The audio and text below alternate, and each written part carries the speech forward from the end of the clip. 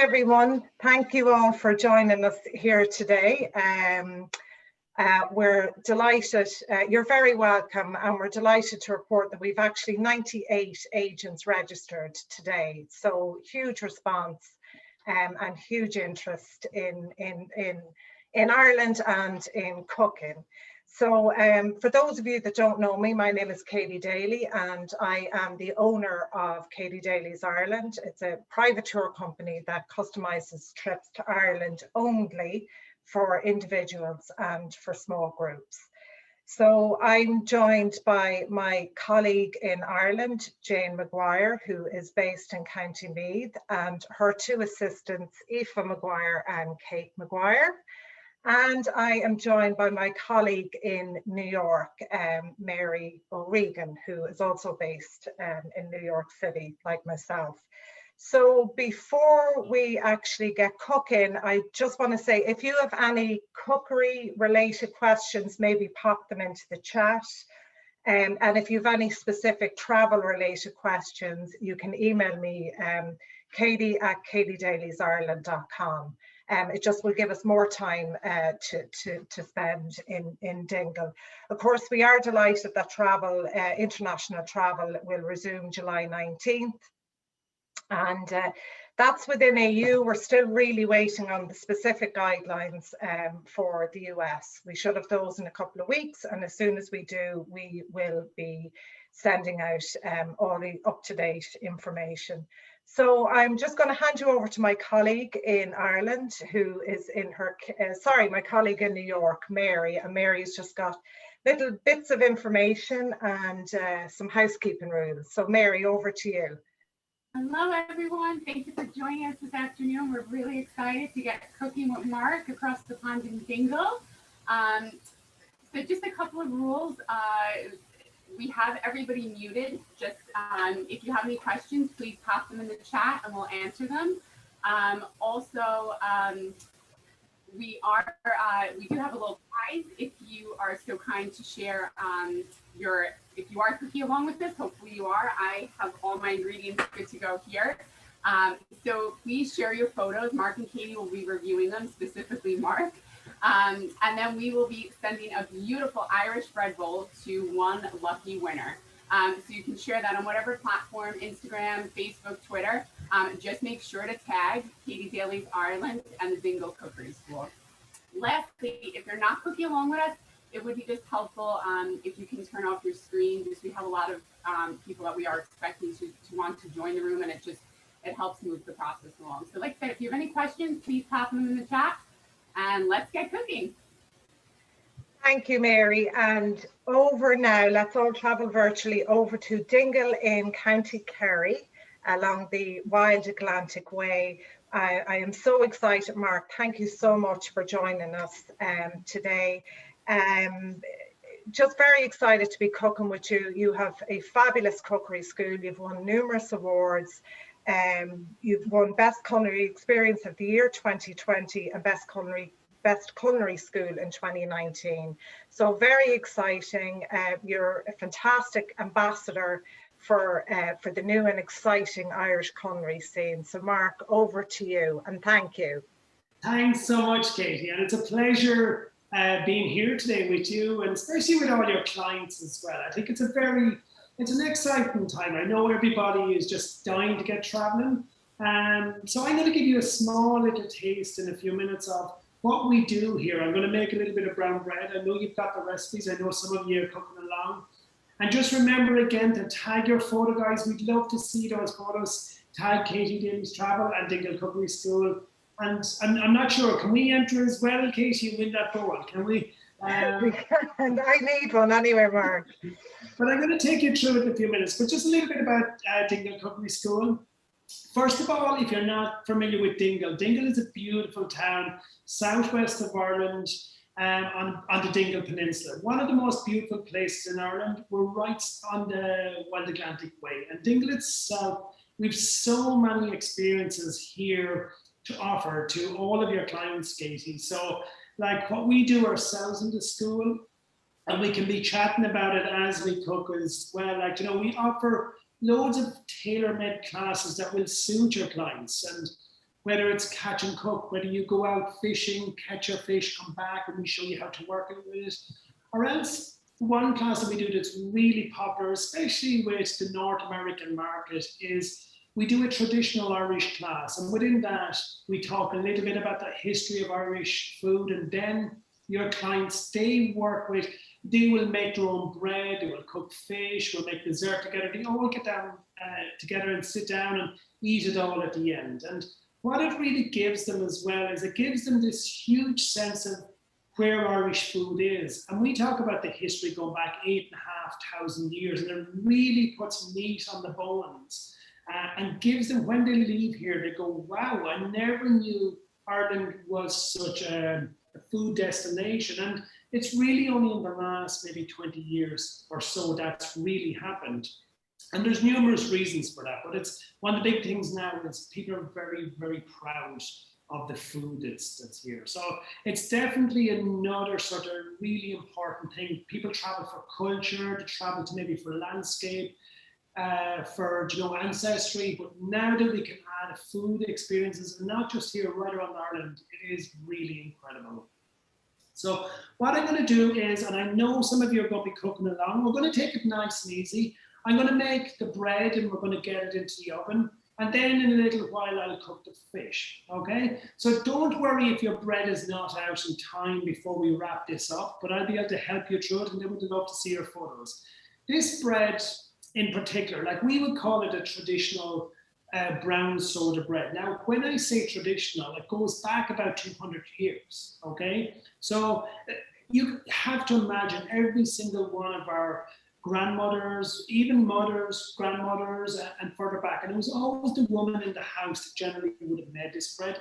When you see the ingredients, you'll see it's very, very simple to make. It also sort of shows you what was available at the time. So you have to imagine this being made in every single little cottage in Ireland over an open fire, either on a skillet or just on a big sort of a tray hanging over the fire. And the bread itself hasn't changed much, but the thing about it, and Katie would tell you the same, that our recipe might be totally different from her mother's recipe and so on. And again, we'll be having a look at that in a second. So I'm going to get it ready so we can get it into the oven. Make sure that you do have your oven set. We would work on Celsius, so somewhere around 180, 190. For you guys, it's 350 degrees Fahrenheit, somewhere around that. So make sure your oven is on. Now, what I'm going to start with, I'm going to just go through the ingredients first of all.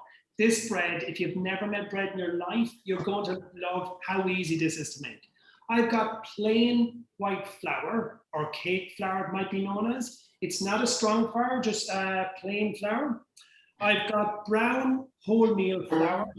So that's just a wholemeal flour that just hasn't been milled to the same extent as the white, okay?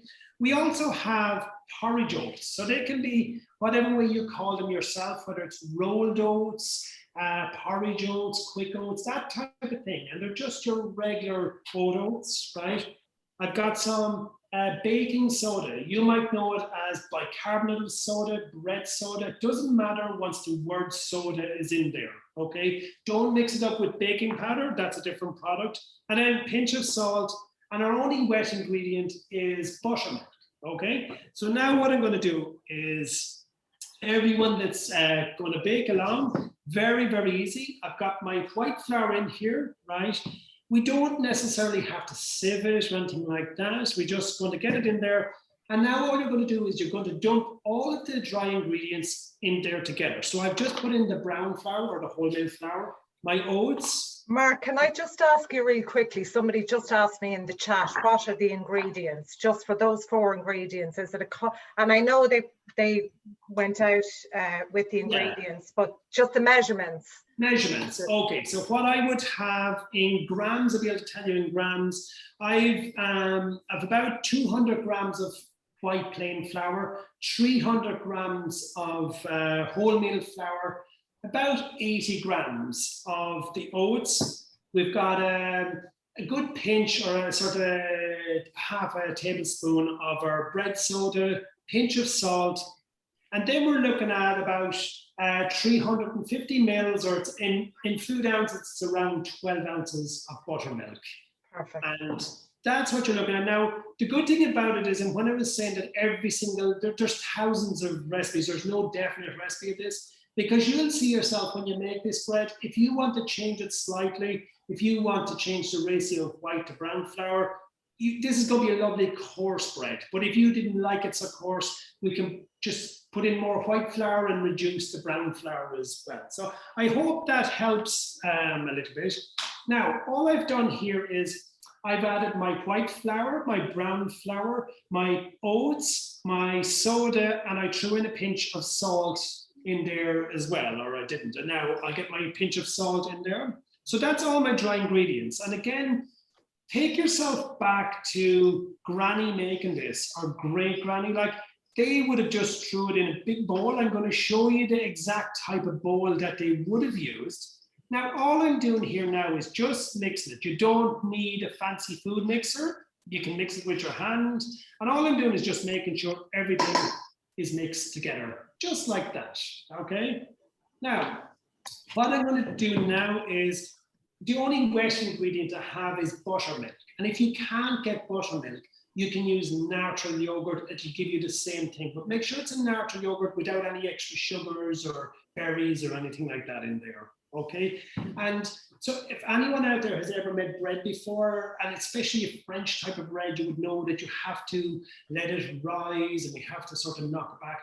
This will be ready to eat within the hour. You know, from the time we just put in this mixture, we're ready to go. So all we do now is we're going to put in most of the mixture. What we're looking for, rather than the measurement here, when we mix it around, it should come to a dry porridge mixture. So I'm just going to mix it first of all, and then I'll show you, we'll see, does it need more, whatever. So hopefully everyone is still with us. You just mix it. Now it's a bit dry, so I'll just get in the last little bit. And when it comes together, you'll see that it's starting to shape itself, like as if you're looking at a bowl of porridge that's quite dry. So mine is a little bit dry at the moment. It might need another small bit, but if you stir it around for a second or two, you will see it will come together. So I'm just going to add another bit in there. Okay. And we're just going to pop that in now. And there's a beautiful acidic taste from the buttermilk. And that's what makes it rise. It's the acid in the buttermilk and then the alkaline in the baking powder, or sorry, the baking soda, not baking powder. Okay, now, and once I get this in, I'm just going to talk a little bit about the history of bread in Ireland once I just mix it. And literally, when I talk about mixing it, that's it. It's ready to go now. We don't need to do any kneading like we would do, say, with your yeast breads and so on like that. Okay, I'm just going to show you what that looks like. It's quite stiff, so imagine that was very stiff porridge. Okay, now you have two options when we go to bake it. We can bake it in a tin if you want, and if you're baking it in a tin, you just prepare this, oil it, and maybe a little bit of flour. It's a dry mixture, so it shouldn't stick. Even if this tells you it's a non-stick pan or a tin, make sure you oil it, okay? Because it won't come out. Now, I'm going to bake it in a traditional cake or a round, okay? And I'm just going to put it on a tray. I've got a silicone mat. You can put it on a sheet of parchment or even a little bit of dusting of flour there. Either way will make sense.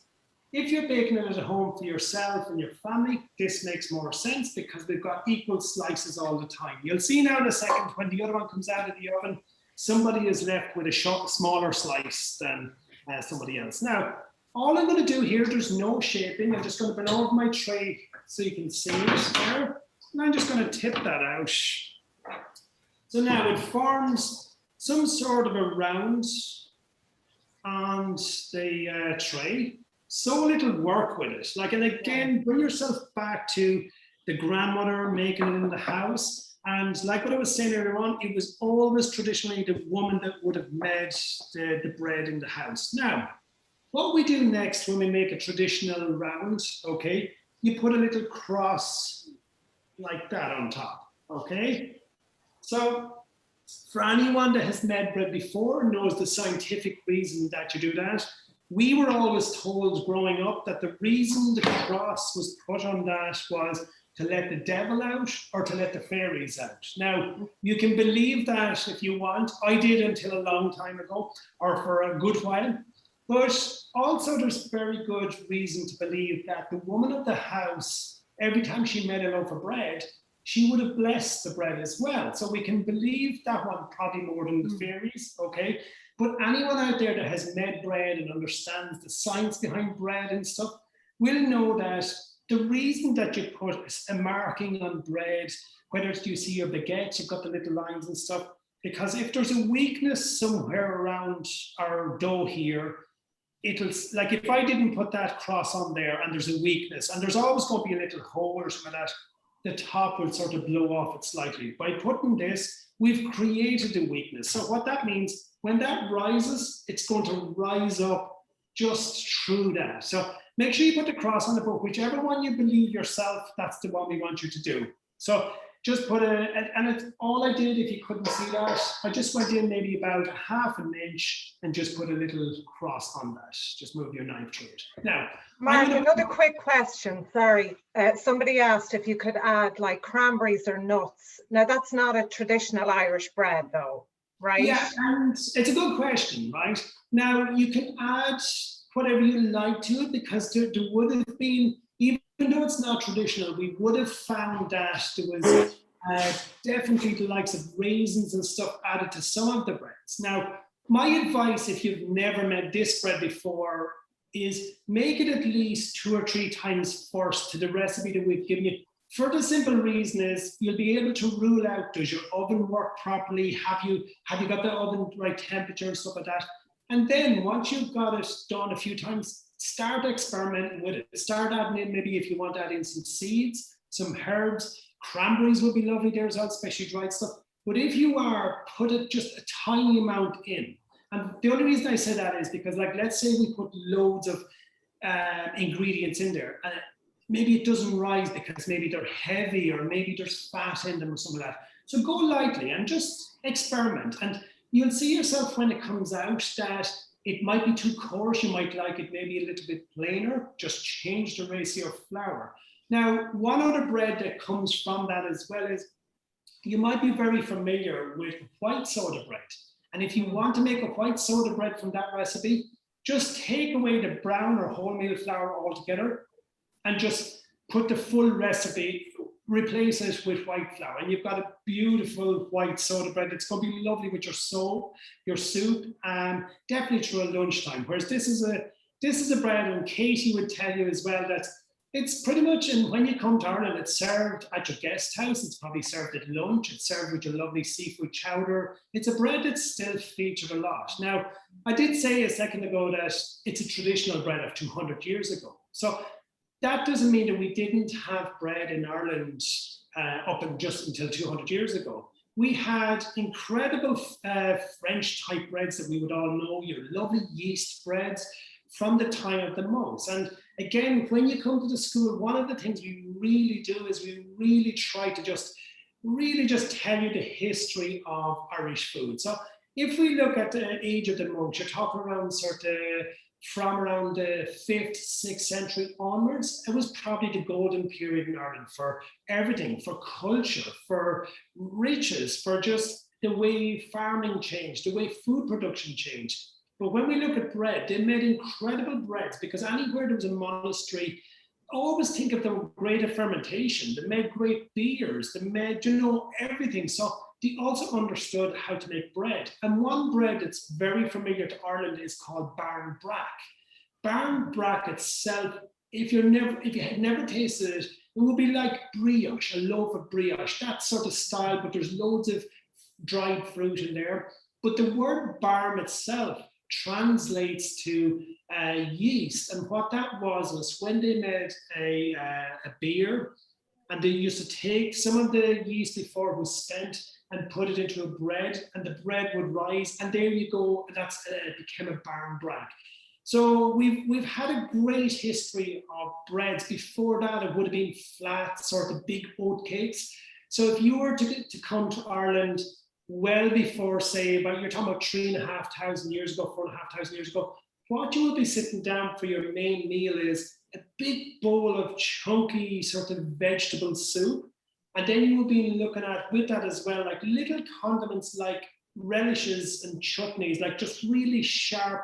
But what would have been served with as well as big oat cakes that had just been cooked on the fire, oat or some type of barley grain, sort of pressed real hard and big and flat. So massive history of bread, but this is one that we would find that is still made today. Now, I did say I would just show you this bowl here. And again, I'm sure Katie has seen a bowl like this in her house or her grandparents' house, whatever. This is what every single house would have had as their bread bowl to make bread in. And this one is my own grandmother's. And it would have been the one that made bread in. There would have been no measurements like we were talking about. They would have been taught probably maybe using some sort of a broken jug or cup in the house. It was this much brown flour, this much white flour. But that's your traditional bowl. And then made, shaped, put over the fireplace in a sort of like a crane hanging over the fireplace. Incredible, like, you know, but such a beautiful bread that still is with us today as well. Now, I hope you're all able to stay with that. So if you missed any of that, very quickly, all your dry ingredients together, that was your flour, your white flour, which is your plain flour, your brown flour, wholemeal flour, your oats, your soda, pinch of salt, and then you put in your buttermilk, mix it all together, shape it for 2 or 3 minutes in the bowl, put it on a tray, or else put it into a prepared tin, oil tin, and into the oven. That's going to go into the oven for somewhere around 30, 35 minutes. And that's going to depend on your oven.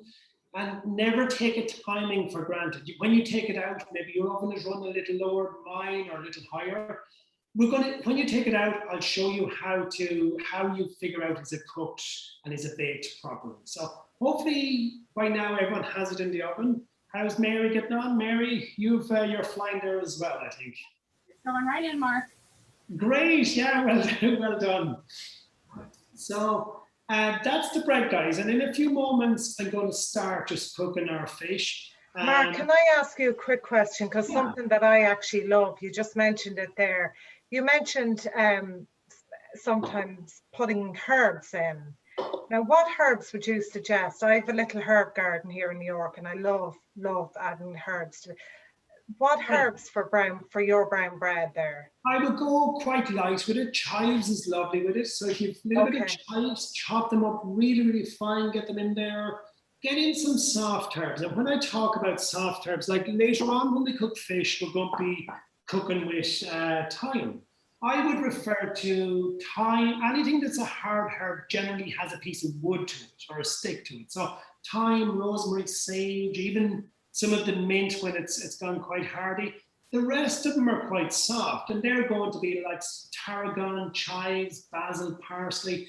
They don't have a piece of wood attached to it. They have a very gentle sound. So generally, most of your soft herbs, and again, you only need a little bit in there. And you can just chop them up, experiment. Seeds will be lovely as well. So if you have a nice bit of seeds, where it's sunflower seeds, sesame seeds, stuff like that, by all means, they will be quite good as well. And then another variation from time to time as well was, and again, your clients are going to see this when they come over here, and it's what it is, it would be like a porter or a Guinness bread.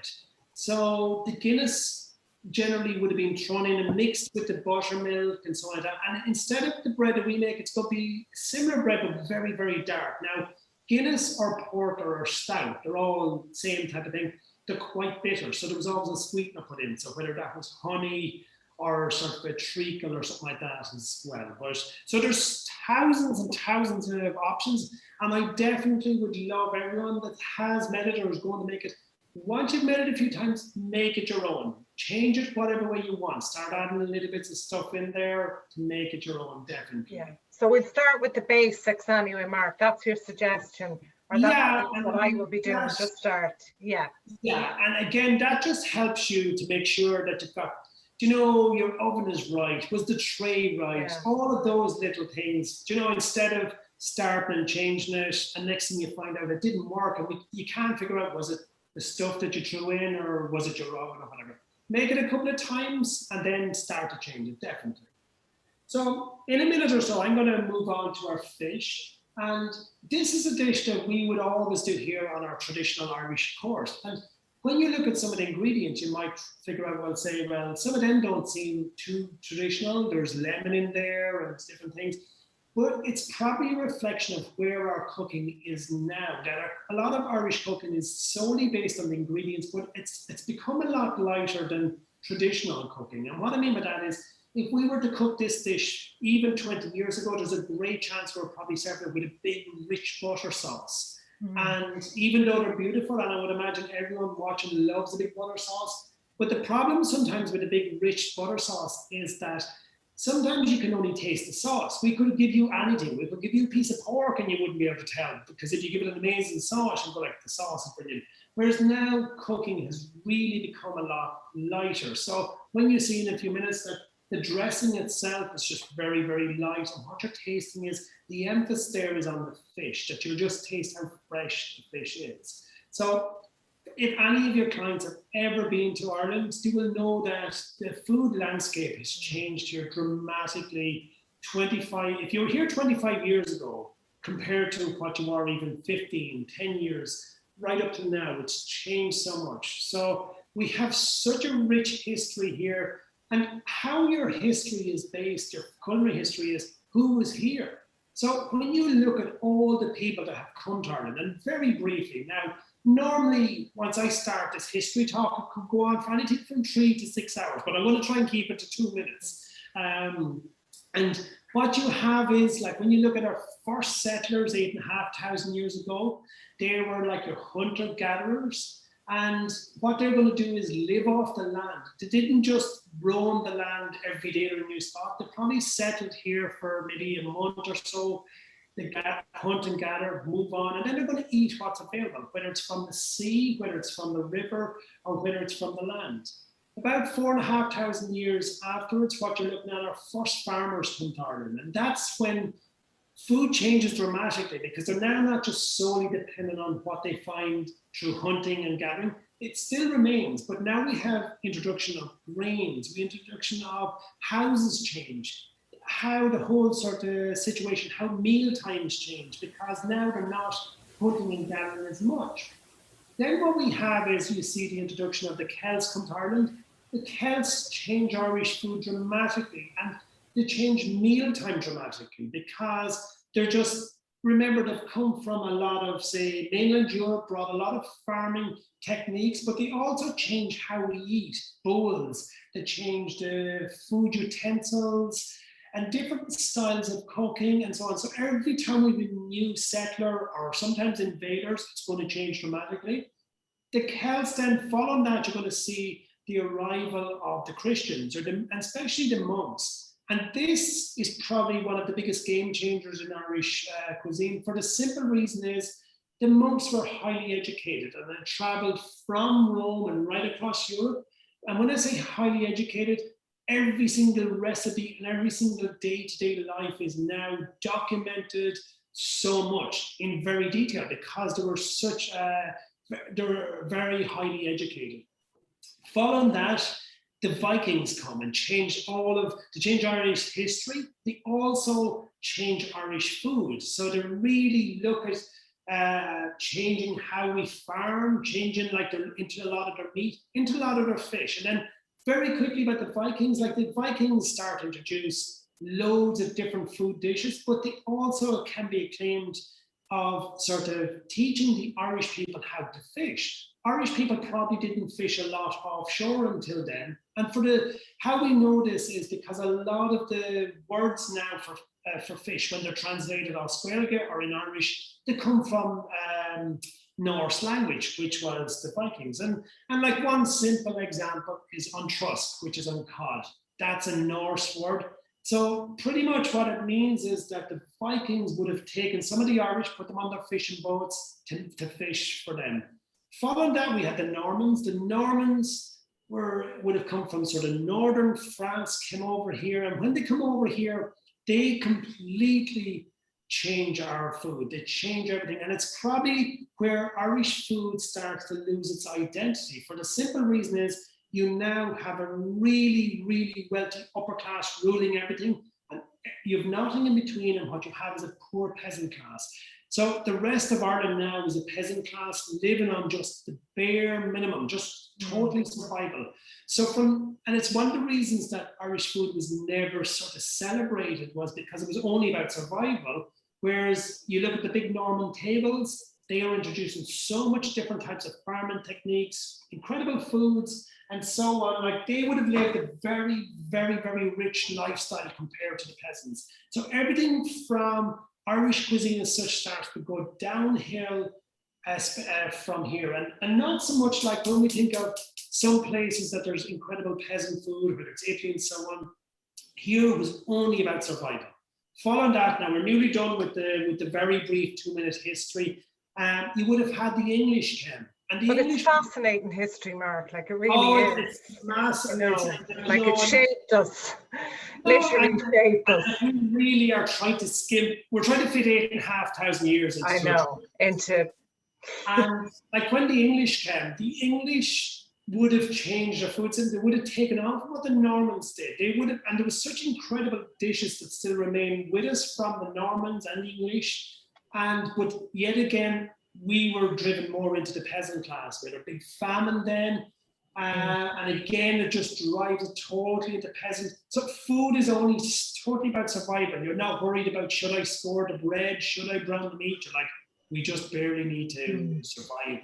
And then after the famine is when things start to look up a little bit for us, because we start to get our own independence. Now, that was quite dark times from when we get our independence right up until probably the 50s or 60s. We'd nothing really to celebrate here, and it was just mass immigration. Ireland was quite a dark place, and there's probably some of your clients there who are probably nodding and know that maybe they have relations at that time who never really wanted to talk about Ireland. But from about the 60s is when things started to change in Ireland dramatically, that we started becoming a little bit proud of food. One of the things, and it's an ingredient that everyone has in their supermarket over there in your store, is Kerrygold. Kerrygold is a really famous Irish butter that was branded in the 60s, made its way across to the States, to England first and then across to the States. And believe it or not, in the 80s, it was Martha Stewart who started using Kerrygold. And now, like, everybody in the States, especially because it's us, they're generally aware of it. But since then, Ireland has become, there's just more travel. We've seen a lot more of the world ourselves, and we've come back and we start to realize the food that we have here is actually quite good. We don't need to be relying on other countries and so on. So when you come here, you're going to get great produce. Menus are based around just the lamb that's on the mountain. They, our good Irish grass-fed beef. Are you talking about what fish we have or vegetables? And the good thing about it is we have wave after wave now of young chefs and suppliers and producers that the next breed are just trying to be better and better. And the good thing about it, Katie, is that it's now about pride. Everyone is proud of what they have. I think that's the game changer, I think. Mark, I was there. My last trip to Ireland was just pre-COVID. I went and did my own farm trip, actually on the Wild Atlantic Way. And I'm Irish and have been back twice, 3 times a year since I moved to the States. I was blown away by the food on this trip. I love fish. I absolutely love fish. Just the different cooking methods, the different types of fish, the fish for breakfast. It's in restaurants, it was on the breakfast menu. Just amazing, just the quality. When we do get traveling and get back to Ireland, I think people who haven't been in a few years and are ready to travel will be just amazed at the wonderful food experience on offer. And just what you said there as well, the experiences. Now we're starting to build a lot of experiences around food, and not just here at Dingle Cookery School. You're going to find it in Dingle, but you're going to find it right through Ireland, whether it's a really good market, whether it's a visit to a cheesemaker, whether it's pubs teaming up with the local producer that they'll have oysters, and it is now, I think they're really getting it. They're really, really understanding it. And I always say we face just a few big challenges. The first one is to convince all of us here in Ireland, like we know how good the food is because we're cooking it and it's the environment we work in. But then everyone, my mom and dad and stuff, even though they love Irish food, but for them to just sing that, yes, the food here is just amazing. I think that's one of our biggest challenges, but we're getting there. The other one is to create an identity, and we're getting there with our identity now. What I mean by that is, for a long time we used to figure out, we're not France, we don't have fancy food, we're not this, but now I think it's been defined as very much ingredients based, that get really good ingredients from a locality and team up with local producers, and that's what you create your menu around. So I think there are challenges. Now, also, I'm just going to draw your attention before I cook the fish for all of your clients, Katie, this is an incredible book written by an incredible chef in County Galway. So it's called The Irish Cookbook. Can you see that? Yeah. The Irish Cookbook, and it's by J.P. McMahon, and the publisher is Fiden. And this guy, I think it's 360 recipes, but the history of the Irish food in there is just incredible, from rabbit to, this is one here, this is one that we cook all the time, it's called Dingle pies. And this pie itself would have been a pie that was always served, especially around Kerry on Fair Day. And what it would have been, it was generally a mutton pie, which was an older sheep, and it was served in a bowl of broth. So anyone that's used to a meat pie that you eat it like a hamburger, this one was put into a big bowl of broth, and it's amazing. But anyone that wants to know about Irish food, I would definitely recommend that one, The Irish Cookbook by J.P. McMahon. And I'll send you the link later on, Katie. So perfect. And I'll share that with everybody. Yeah, and also for anyone that is coming here themselves as a food experience, that they really have such a background and knowledge coming, you'd have such an advantage with that. Now, I'm going to start slowly cooking the fish. The fish is going to be over very, very quickly. And it's something that if you've never cooked fish before, if you're afraid to cook fish, we're hopefully going to take all of that fear out of it for you, right? The fish that we're cooking is hake. So that's what it would look like. It's a member of the cod family. The good news is it doesn't matter what fish you have with you today. So if you couldn't find hake, or if you couldn't find cod, it'll work for every single recipe, every single species of fish that you have. So it's a beautiful white fish, lovely flesh there. And I've kept the skin on. I'm going to talk about that in just a second. But a delicious fish that's right around our shores, very, very popular, especially around the shores. Now, the funny thing about it is, for a small island, we're not a fish eating, we don't eat a huge amount of fish. It's probably getting better. There's loads of reasons for that. One of it is we grew up under the Catholic Church, and for a long time, Fridays was Friday fish, where you always had fish. For some people, it always seems like a penance that you had to have fish on that particular day. Now, you will find now there's a lot more people do eat fish, and fish is quite popular, but that would have been one of the main reasons. Okay, so what I'd always do if you're cooking any type of fish, right? First thing, don't stick to your recipe. So you don't need a recipe. And why I say that is, let's say today you were hoping to cook hake. But if you stick to the recipe and say, I'm only going to cook hake tonight for dinner, go to your fishmonger, whatever's the fresh. So today, if it was cod, pollock, John Dory, plaice, whatever, and if that's the freshest that's only have to come in the door, that's what you're cooking for dinner. So don't concentrate on the type of fish, pick the freshest fish, okay? Now, a very simple rule is, if you're cooking fish, try to have everything else ready first, because a piece of fish is going to cook very quickly, and you only get one chance to cook it. So everything else will wait. If I cook it, I can turn it off, and then I can wait. I just want to get the rest of my ingredients ready. I've got some beautiful spinach here. Spinach is nicely in season at the moment. So just nice bit of spinach. I've given it a little wash, and I've left some of the water on there. You'll even see from that, can you see there's just a little bit of water on there? And that's great, because we're going to actually steam the fish. So very quickly, I'm going to show you how to do that.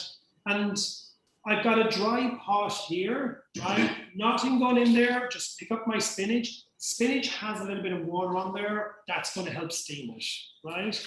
So I'm just going to pop that in there like that. And again, this is a dish that we do with so many people who come to visit us here and they tell us that, oh, I've never cooked fish before, or I'm afraid to cook fish. When they cook this and sit down and eat it, they just can't believe how easy it is. So all I've done is put my spinach that's a little bit wet, whatever green you're using, work away, just do the same thing. I'm going to give it a little pinch of salt and a tiny, tiny little bit of pepper. Don't do anything for the moment. It's sitting somewhere on a nice medium heat. We don't have to worry about it, right? Now, what I'm also going to do is I'm going to make up my sauce, right? And this is where Irish food has definitely changed a lot now. So I'm going to just make a very, very simple dressing. The same dressing that you could use for a salad or anything like that. And that dressing is, I'm going to use the oil that we use here, and it's very common in Ireland now, is rapeseed oil. So it's like your canola oil, but if you are going to look for a canola oil, try to get a pure one. Sometimes there can be blends and so on. So try to look for one that has that lovely color in there, that's lovely bright yellow. If you can't find it, use yourself or get yourself a good olive oil.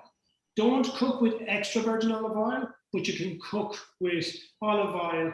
Just it's a lot better. So rapeseed oil or olive oil is a good one. Now, to make our dressing, don't worry about measurements. Just need to remember 3 parts oil to 1 part acid. I'm going to throw in a little bit of oil, and how we know it's right is we just taste it in a few moments. So I've got my oil in there. I'm going to be using lemon juice. I know that your recipe says cider vinegar and lemon juice. It doesn't matter what that acid is. It doesn't matter if you use cider vinegar, white wine vinegar, or just lemon juice. I'm going to put in a little bit of lemon juice, and we're going to taste it in a second. So 3 parts oil to 1 part acid, okay? And this is something that we can have made and can have it sitting in a jar. It's not going to go off. It's just an oil and vinegar. It's just your regular salad vinaigrette.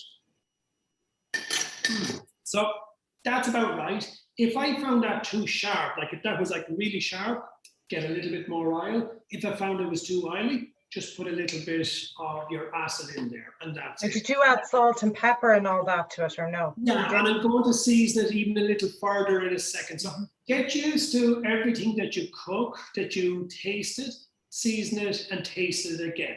And like that's what you should always be trying to do. And because forget it, like a recipe is a good guide, but then you want to be in control. You don't want to, you want to taste and go, this I think is about right. Now, I'm going to put in some lovely, beautiful summer thyme in there, okay? And I'm just going to flavor it. And all I'm going to do is, especially for when I'm using thyme to add something that I don't want people picking away, hold it and go backwards. So just hold the stalk like that and just pick off the leaves.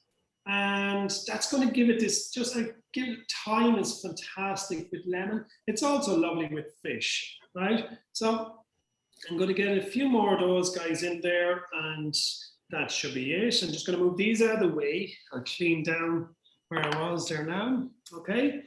And another tip, if every time you cook, put a jug or something like that, hot water in there with a few spoons. It's going to encourage you to taste all the time.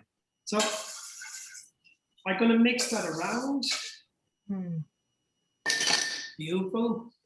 And what this is going to do is, we've moved away from a sauce really covering and coating stuff. I want to just add it to it to just sort of give it a little lift. It's no different than when you cook something and you put just a little squeeze of lemon on there. That's exactly all it is. Now, so my spinach only takes seconds to cook. I've taken it well off the heat there now.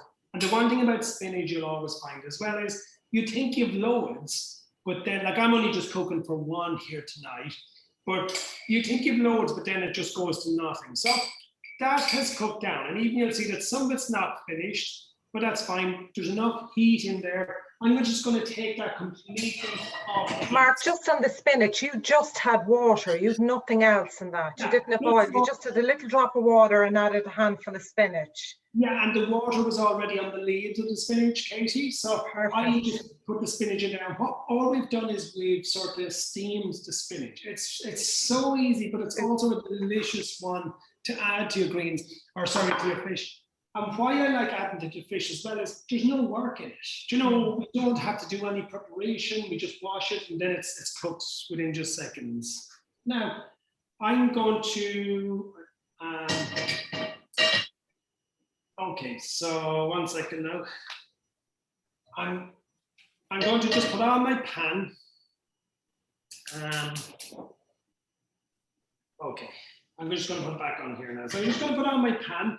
With your pan, make sure it's nice and hot, okay? So make sure it's nice and hot before we do anything else, right? So get it on, nice medium heat. I would rather that you got your pan too hot, because if your pan is too hot, we can take it off for a minute or so. If it's not hot enough, it's never going to be, because you're going to add something cold to it in a second. So always try to get your pan a little hotter than you think. You can take it off the heat, but if it's too cold, remember, no matter what we're cooking, if it's fish, meat, chicken, whatever, that's cold, it's going to cool it down. So what I'm going to do is, I've got the skin on, I'm going to talk about that in a second. I'm just going to get a bit of salt over it on both sides. Nice bit of salt there, front and back. And I'm going to put a tiny, tiny little bit of pepper with it. Not too much, just a tiny bit. Just gonna, okay.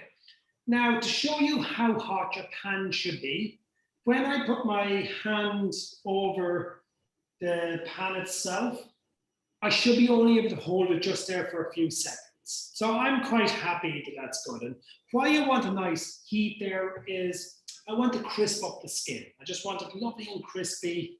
And because I've got a skin on it, even if you or anyone you're feeding doesn't like skin, cook it with, buy it with skin and cook it with skin. We can easily take it off when we serve it. The skin acts like an extra barrier or a jacket that we can get some extra heat in there. Okay, because fish is quite delicate. It doesn't like loads of heat, but having the skin on just allows us to get it that a little bit hotter. Okay. So now that my pan is nice and hot, and notice there's no oil in the pan. Oil only goes in at the last second. So oil goes in, swish it around. There we go. And now what I'm going to do is skin side goes in first. So just touch it in a little bit of oil. And always push it away from you.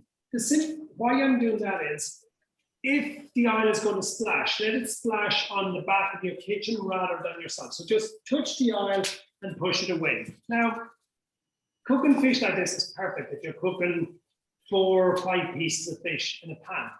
If not, if we were cooking for more people here, like let's say there was 12 people, you're sitting down to dinner or whatever, all you have to do then is put on the oven somewhere around, you're probably talking about maybe 340 degrees Fahrenheit or a little lower. And then what you're doing is just put a tray in there. You can have the tray already hot, take it out, and the tray can act like a frying pan that you just pop it in there. Now, that's all the easy bit. You also notice that we're going to do very, very little work now. We're just going to, people always say I was cooking fish. That just means you were doing nothing in the kitchen. You were just hanging around waiting for the fish to cook, right? So I haven't touched the fish yet, but after maybe about 20 seconds or 30 seconds, just give it a little nudge, right? And that's just in case it was sticking. If I was to do that any sooner, it might have already stuck, but it just, sometimes it sticks and it'll release itself again. So after about 20 seconds or 30 seconds or whatever, just give it a gentle nudge. That's all. We don't have to do anything else. Sauce is ready. Spinach is ready. So this is the time you should be having a glass of wine and getting, should be no stress at this stage. Now I have my carrot ready all just before. This is a carrot puree. You don't need it, but it does add to it. So all this is basically some carrots cut up nice and small and cooked in salt and water. Cook it until it's soft. And again, rather than giving you a time, check it with your knife, take a bite out of one. But if you do take a bite out of one, don't throw that one back in. That's often happened where someone takes a bite and goes, it's not done, I'll throw it out and throw it back in. So, and then just when it's hot, put it in a blender and you've got this lovely puree. It's not essential, but what it does do is it gives a lovely texture and also it's another vegetable on your plate. Now, my fish, I'm going to have a quick look and we're going to see, is it nearly done or how do we know, right? First of all, get used to touching like anything you cook. And I can still see from that it's quite soft. I can tell it's quite raw on the top, okay? So just touch it. And it depends on the thickness of your fish as well. Like, so if you might have a thicker piece of fish, might take 2 or 3 minutes longer. I'm just going to hold it up to the camera for a second. And you will just see that the color just changes as it cooks. See the way the bottom, I don't know, can you see? Yeah. The bottom of it is a little bit whiter and firmer. So that's looking good. Now, we started off on skin side. And then what we do is, I've now just turned it over. There is no skin on the second side, so turn the temperature down that little bit. I'm going to give it a tiny bit of oil. Why we went to all that trouble was I wanted that lovely brown skin and crispy skin on the top.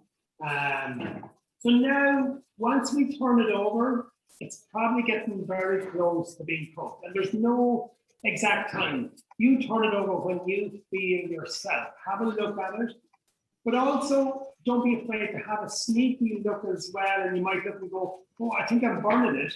Turn it down a little bit, or move it, or whatever you want. That's it. Remember, you as the cook, you're always in control. If it's too hot or you're burning it, you turn it down. If it's not cooked, you just cook it another little bit. And that sounds very simple and straightforward, but the more that you think of your cooking like that, and also we can be so confident when you come in here, regardless if you've never cooked or if you're an experienced cook, if you walk out of here with a handful of little tips, whether it was something that you never thought about before, you'll just see that, wow, that changes and it makes me enjoy my cooking a little bit more. Now, so I'm just going to get a small knife. And so I'm just going to heat up everything. Everything is ready to go now in a second. And I'm going to show you how to test to see if your fish is done. Now, I'm going to turn off mine. I'm just going to, first of all, touch it here. And get used to touching it. Thank you. So get used to touching it because now when I touch it, in the beginning it was very soft and squidgy. Now when I touch it, it has firmed up nicely, okay? So the more you do of that when you cook, that's what makes you a better cook. Here is the best way to tell if your fish is done. I've just got a small little knife, or you could use a cake skewer. I'm going to take it, I'm going to pierce the flattest part. Now, first of all, I'm trying to feel the resistance. As I push it in, I see that, oh, that's not too bad. I'm not fighting it. But then what we do is we take the tip of it and just touch it here on your lip. Now, make sure you use the back of the knife, okay? And what we should be looking for is that should be warm, not hot. So when you do it first, you might go, wow, it's quite cold. Then you might do it a few seconds later and go, it's lukewarm, wow. Once it goes a little bit above lukewarm, your fish is done. Because you try to, when you cook your fish, we try to cook it that it's not fully cooked, right?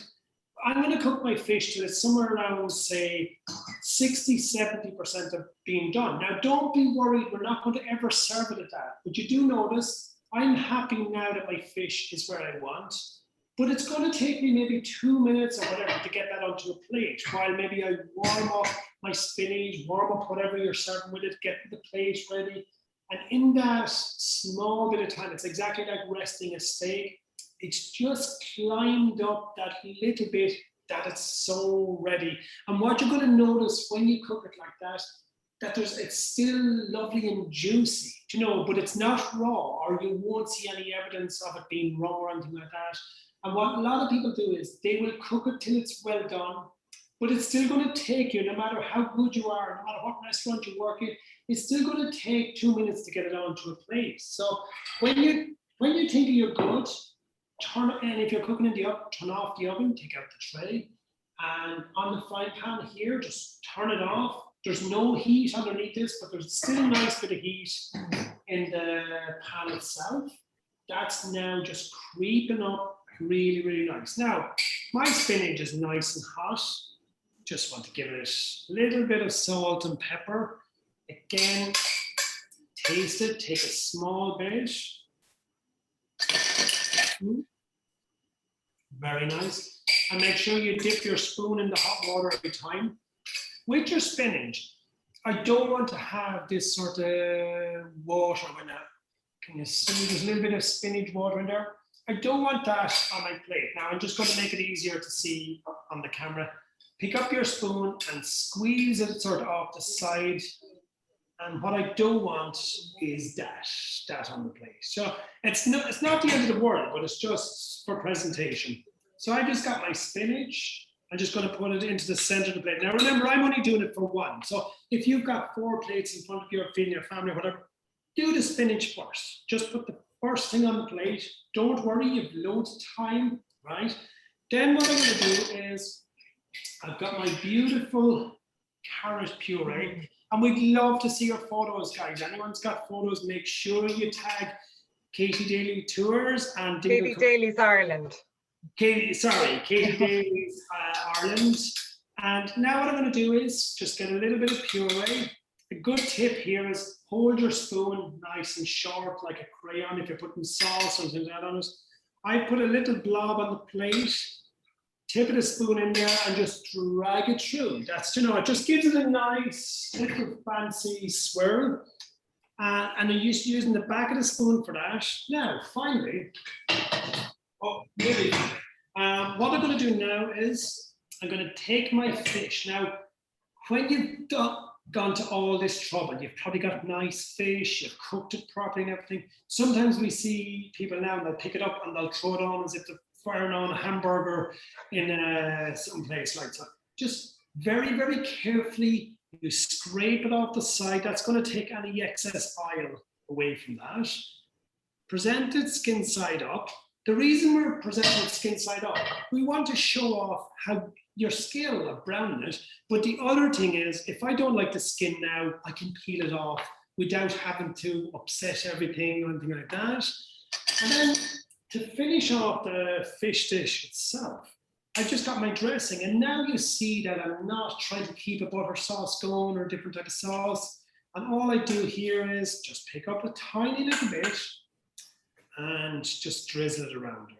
We don't need a lot. Like, we've probably enough dressing there to do 5-6 people. Like, you really only need a tiny little bit just to complement it. So now I'll just turn off the timer. And then before you present it, just tidy up your plate a little bit, take any big thumbprints or fingerprints off it.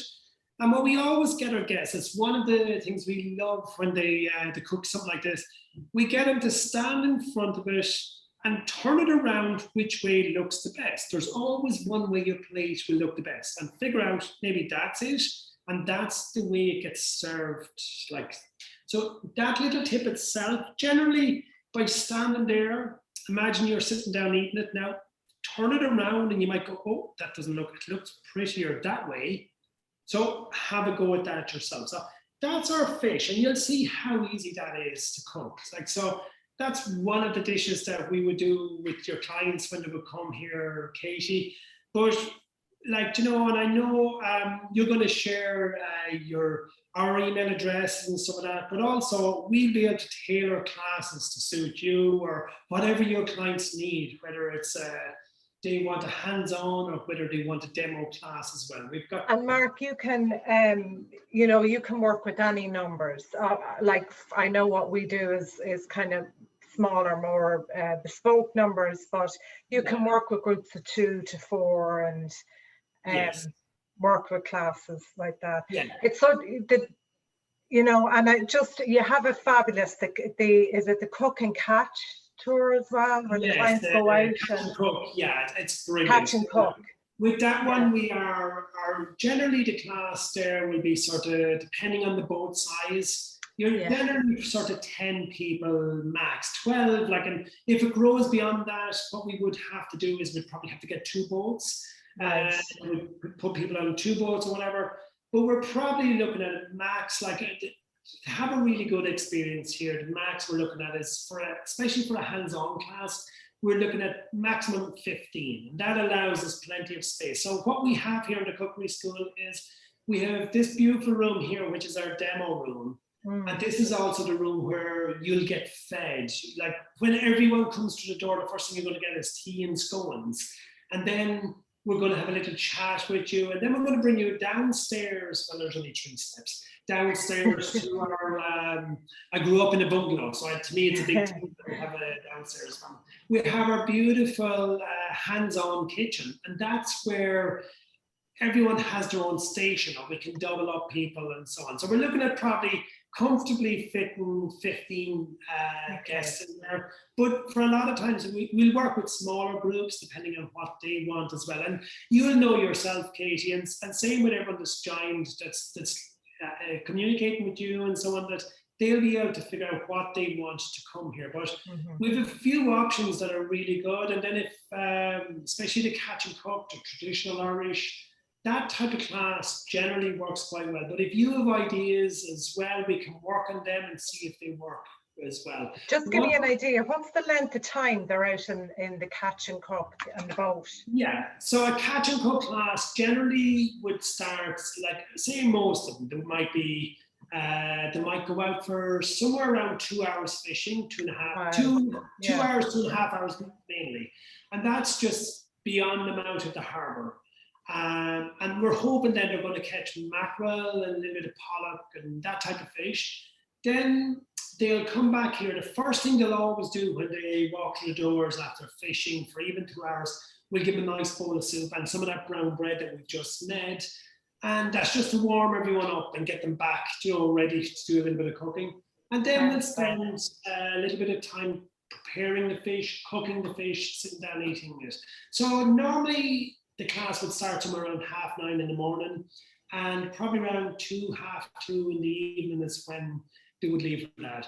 For the likes of our hands-on classes, that generally, like say our traditional Irish, that's probably a 3.5-hour class. Some of that's a history lesson, and then the rest of it then is your demo. But then we also have another option as well, which we love, especially suited to smaller groups, Katie. And what that is, just in front of us here, we have that we can very comfortably fit 6 people, and it's very intimate. So we can have like basically our guests will sit in front of us and we'll cook their meal in front of them. It's like a chef's table, and it's very intimate, and it's really good, especially if there's a special occasion, a birthday, or just a good group of friends, or you have a nice small group, that we can create a chef's table and base that on a 3-5 course menu. We can include a little bit of match with beers or wine if you want as well. But they're literally where the camera is, and they're sitting here and they can ask questions. And it's great. It's not everything we do is very informal. It should be a little bit of fun. And they're in beautiful Dingle, Mark, as well. Yeah, definitely. It's such a beautiful, beautiful town in Kerry. So yeah, and there's plenty of stuff to do here as well. And it's just one of those towns that's so scenic as well, and it's really just that really adds to the experience. Like definitely, I think any trip to Ireland is not complete without coming somewhere like Dingle. Now, so it's hard to plan clients' trips next year because they just want to do everything, see everything. Yeah. We've waited for 2 years, so it's just I can understand that. And the one thing, I think sometimes it's hard for, especially yourself, and really trying to get that message out that maybe just concentrate on a smaller part, Dingle, maybe part of Clare or West Cork, and enjoy it. Yeah. Spend a week in Dingle Peninsula and not see half of it, and then, but you could mix that in with it, maybe a few trips to Galway or Cork or whatever. Yeah, but definitely that they're not trying to fit Ireland in 5 days or 10 days. No. It's very important. Now, I'm going to go back just to my brown bread and just show you. I had one ready anyway, and the other one is just out of the oven. So that's it there. Lovely sort of round or cake of bread. And I'm going to cut this one up in a second because this one has cooled. So the other one is just out of the oven.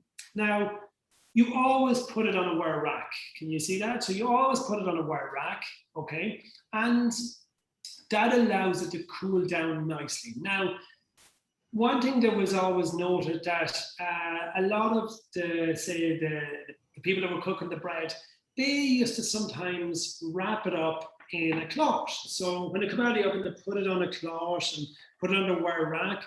And when you do that, one of the main reasons for that is it softens it. So now when we see that, there's a beautiful crust on that. It's nice and crusty. But if we put a cloth on that, it softens it. So if you've baked a loaf of bread, it's too crusty for some of your guests or something like that, put it in just put a cloth over it. And then some people would have put a damp cloth around it, and that would have really softened the bread. Now, one thing I did say, Katie, that I would do is show you how do you know when your bread is done, right? There's a couple of different ways. Most people are told to knock at the bottom of it. Yeah. Now, if you don't know what you're knocking at, you'll be knocking there, and the radio could be on, the mixer could be on, whatever, but it should be a hollow noise. But one thing we always get people to do is, and it's a really good way if you're baking all the time, is pick it up and weigh it, all right? What I mean by that is, anything when it goes into an oven, it's trying to dry out. So the longer it spends in there, the drier it's going to be, the lighter it's going to be. So when I pick this, if we'd have taken this out maybe at the 25, 30 minute mark, it would have been a little bit more heavier. And then when we check it now, you'll see, oh, it's actually quite nice.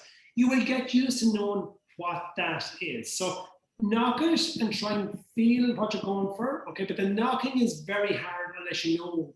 You're looking for a nice hollow noise, weigh it. And if you're still not sure, take a cake skewer or a knife, turn it upside down, and just put it in somewhere. Now, don't stab the life out, but just put it in somewhere, and you should be looking that it comes out nice and dry, okay? So there are three good ways of figuring out, rather than just depending on the timer, because maybe you didn't have it the right temperature, maybe there's someone opening your oven or whatever. I'm just going to open it up, and I'm just going to show you what it looks like inside. Now, before I do that, this is why we generally bake it in a tin now, is because every slice from this is equal. So if I'm sitting across from you, you're eating the same size slice as me, but in a round like this, what you find is you can have that lovely big slice there, Katie, but I could be just eating this piece down here. But that's all right, as long as I get the big slice, I'm fine. Yeah, I'm going to get this big slice then though.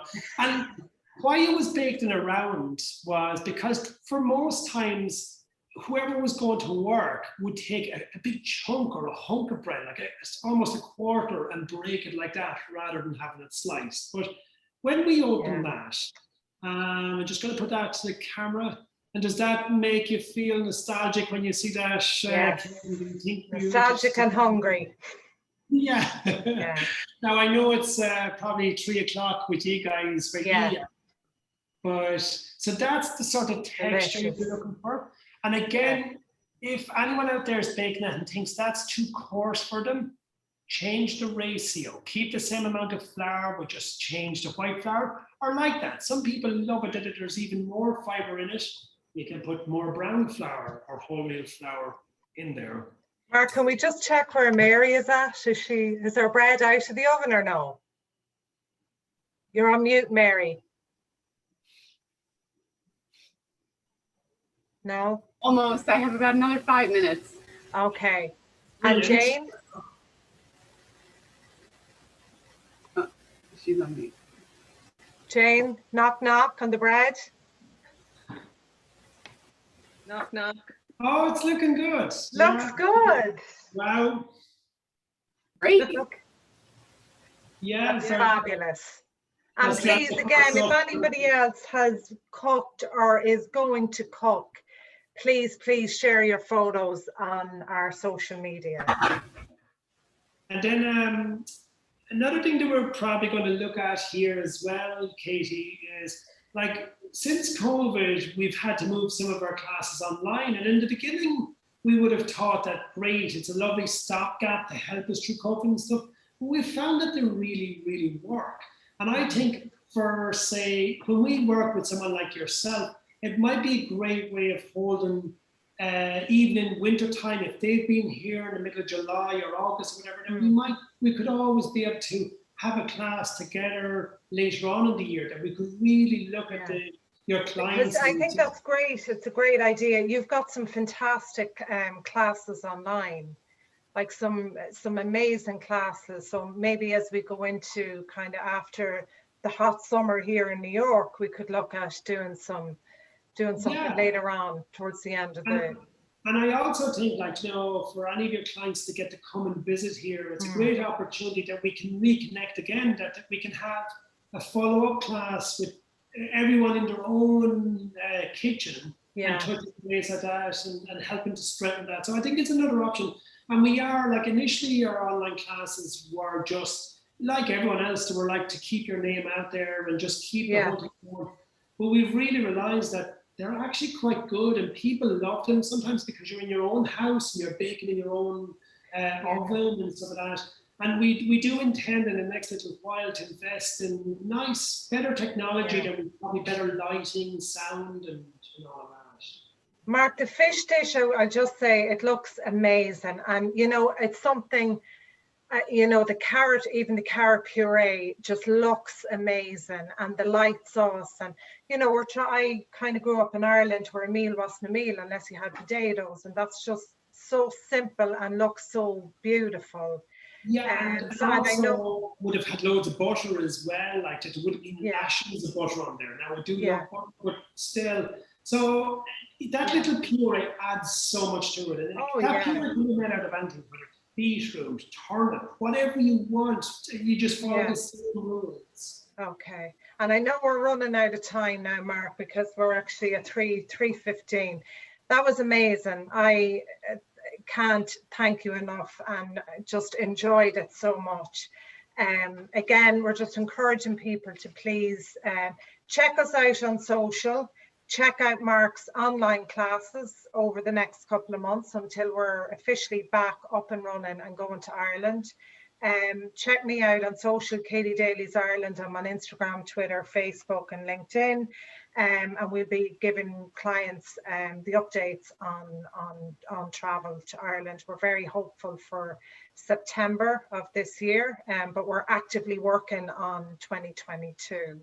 So, Mark, it's been fabulous, and I know for me now, we'll follow up. Everybody will get a recording, and we'll send you the link to that book, also the JP McMahon cookbook, because it's great. There's so many different cookbooks, but just the history of food is fascinating. So any last thoughts for us, or any last before we look forward to actually seeing you in Dingle, Mark?